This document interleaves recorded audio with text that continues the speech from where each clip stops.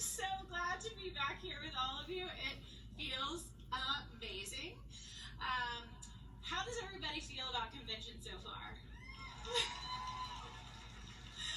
Oh my goodness. So let me tell you a little bit about me.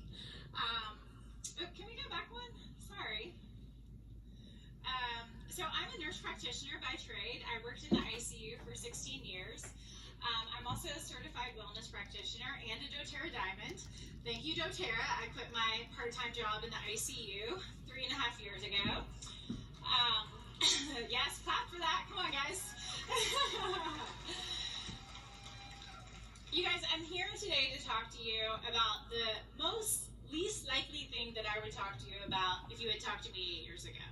I would have laughed at you if you had told me that an essential oil could change your emotions, could help you in trauma, and yet here I am today, and it's one of the things I am most passionate about. So today we're going to talk about how to use these tools to help you with emotions and to help people that are in trauma and grief. So to do that, we're going to get a little emotional, and I'm going to tell you my personal story about a time when I had oils and when I didn't have oils.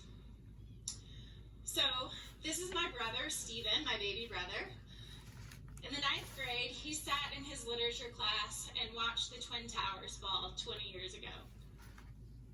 And he wrote an essay that day, and he said, when I graduate, I'm going to join the United States Marine Corps, and I'm going to make sure that no terrorist ever comes to my country again and kills people.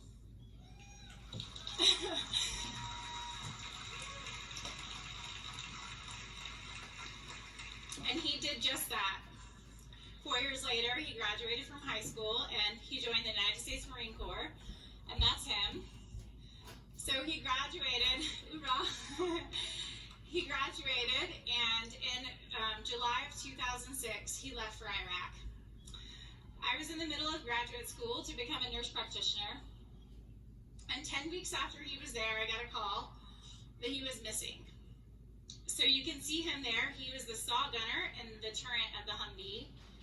And one day, on a random day on patrol, his Humvee hit an IED bomb that blew a hole 6 feet deep in the ground and threw my brother into that canal. So for 2 days, Army dive teams looked for his body, and that river, that canal, actually flew out, connected out into the Euphrates River, which then connected out basically to the sea. So we actually didn't know if they would ever find him. But they found him about 10 football fields down from where the blast happened.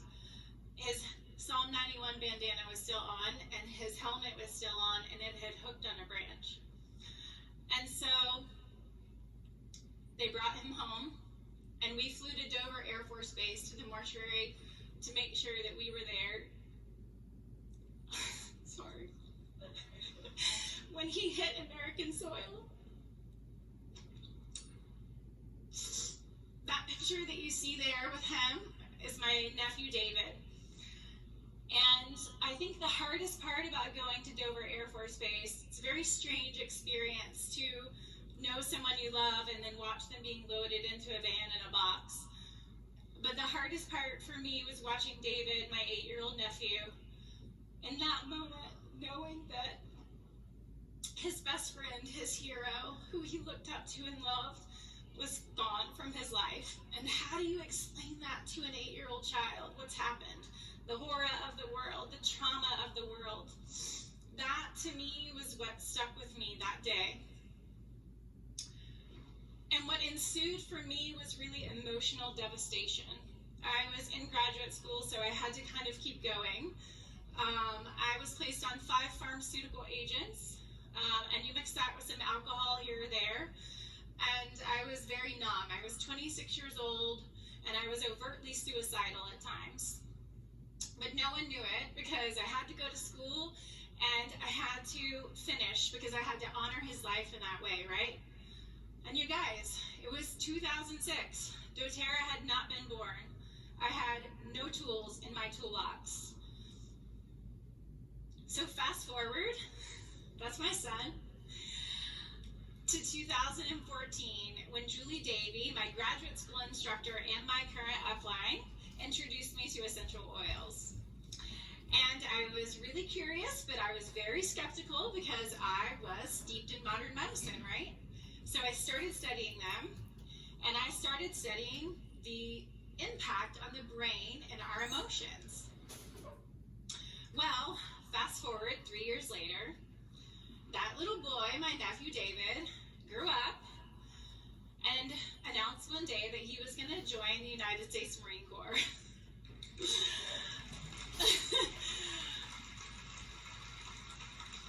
And I'm not going to lie, I was terrified. I cried and I said, no, you're not. And then I also started to realize very quickly when he left for Paris Island that I was going to have to go to his graduation and stand right there where my brother was in the barracks many years before and basically relive all of those emotions. Deep, deep grief. And I was terrified to go back to that place. And when I say that, I was almost paralyzed in trauma again. And my husband said to me, Eliza, don't you remember you have tools? You know about all these tools you have. Create protocols, put everything you need to go and to be able to enjoy and experience and celebrate him and his journey. And so that was the Instagram post that I posted that day. So breathe for that gripping feeling of grief when I couldn't breathe, right? When my chest was heavy. Past tense, when I would feel that head tension, just overwhelming grief and sadness. And rolling for those low feelings, that deep longing that I had for my brother and missing him in my life. I didn't drink one glass of alcohol that weekend. I was fully present. I didn't have to numb myself.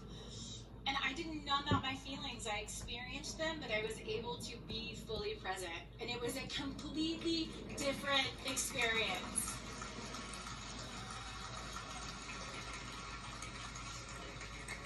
So I'm a science nerd, so let's spend just a few minutes on the science of why this happens when we use oils aromatically for the brain. We're going to use oils and our supplements in a three-pronged approach when we're helping people with emotions, grief, trauma. When you smell something, you get a direct impact to that olfactory nerve in the back of your nose. And you guess what it stimulates? The limbic system, which is our emotional brain. It regulates so many things: heart rate, respiratory rate, cortisol production, behavior, emotions. So when you guys are smelling an oil, you're having a direct physiologic response to help mitigate all of those things in the body, that stress response. So let's not forget about our emotional wheel, okay? And I'll give you guys just some really quick tips and tricks about the aromatic ways to use them. Low feelings, anxious feelings are typically what we deal with, right?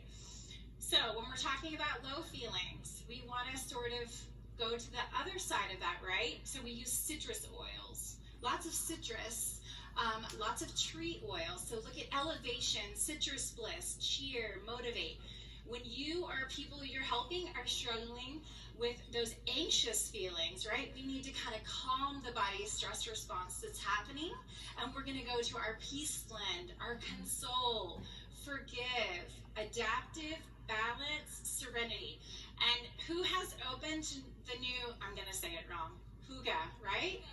Hygge! Who's opened that blend? You guys, this is going to be a new blend for grief, I'm telling you right now. As I started to look at the oils and the way that it envelops you and its smell, use this for your people that need to cocoon themselves when they're in grief and in trauma, okay? Now, let's move to internal. And remember, we're using these all together. The aromatic cannot be left out without the internal. Our amazing adaptive capsules, a combination of oils and herbs, right? And I call GABA the pump the brakes neurotransmitter, okay? So that's why GABA is important there. And if you don't know a lot about Canna or Scelletia tortuosum, you guys, it's amazing.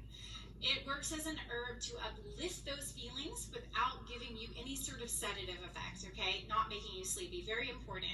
I recommend using 1 to 2 in the morning and the afternoon as people need it. Now, I'm going to move fast here because I'm running out of time. I would do. So what you're going to use in conjunction with adaptive is copaiba. You guys know it works on the endocannabinoid system. You've heard a lot about that. But remember, this is working on a different pathway than some of the pathways in the adaptive capsule. And do you know how that helps people? Because it works on the body's stress response in 2 different ways. And when that happens, you get something called a synergistic enhanced effect. Okay? So when you're recommending adaptive, also give them the option to add 1 to 2 copaiba soft gels with that. And you can do that in the morning and the afternoon. Okay, here's a quick tip. When people feel anxious, have anxious feelings, when people are in grief, when people are in trauma, when people are in a moment of intensity, this is my favorite tool. And I had no idea all the science was going to go on about lavender. No clue. So it's just perfect. God works that way. So you can recommend for people 2 to 3 drops in a veggie cap. Yes, on top of the adaptive, on top of the copaiba, yes, it's okay. And now we know a lot about pharmacokinetics and half-life, so you can do that every 4 to 6 hours for someone and repeat that and know that it's going to be safe and okay. Lavender Rescue Remedy, if they don't have veggie caps, it's okay. Put 2 to 3 drops in a shot of water. There you go. Okay, so as I close, you guys, I would just like to talk for 2 seconds about, here we are, September 11th, anniversary, 20 years later. You guys, I think about the trauma of that day. I think about all the men and women, like my brother, that because of that day, joined the war on terror and have fought and died in the trauma of war and the aftermath of that. And I think about the trauma of the last year and a half and everything that has happened to us. Some people are still on lockdown right now and cannot be here, and they are in trauma. How many of you have felt paralyzed in the last year and a half? Paralyzed in your business, paralyzed in life. Your deck of cards fell out from under you. We have experienced overt trauma in the last year and a half. And the only way to get out of our trauma is to help somebody else.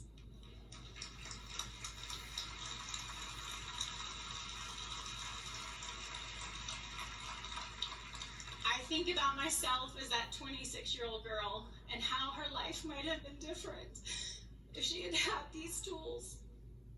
And so today I just want to recommit along with you guys, and I've been paralyzed too this year, to share what we have with people, because the world is no less chaotic and broken than it was on September 11th, 2001.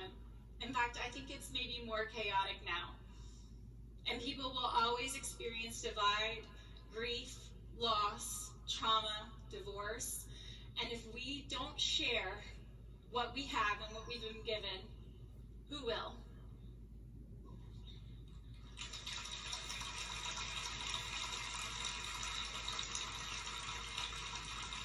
So thank you guys so much. As I stand here on this stage with you, I'm recommitting this year to making sure that I help as many people as I can that are struggling with emotions, struggling with grief, struggling with trauma, because we have the tools to help them.